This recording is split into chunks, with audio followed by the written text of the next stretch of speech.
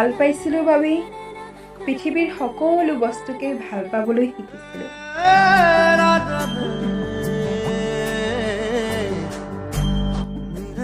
তোমাক ভাল পাইছিলোঁ বাবেই প্ৰতিটো দিনেই মোৰ বাবে ৰোমান্টিক সৃষ্টি হৈ পৰিছিল।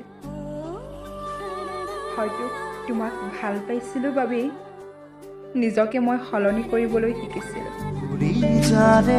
আশে পাশে তোমালৈ মৰম ৰোদে জোনাকে চুই থাকে প্ৰণয় কৰা।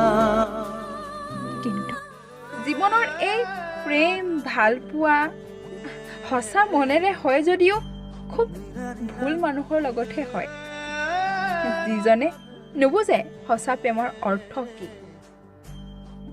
হয়তো আজিও নিজকে মই সলনি কৰিব পৰা নাই।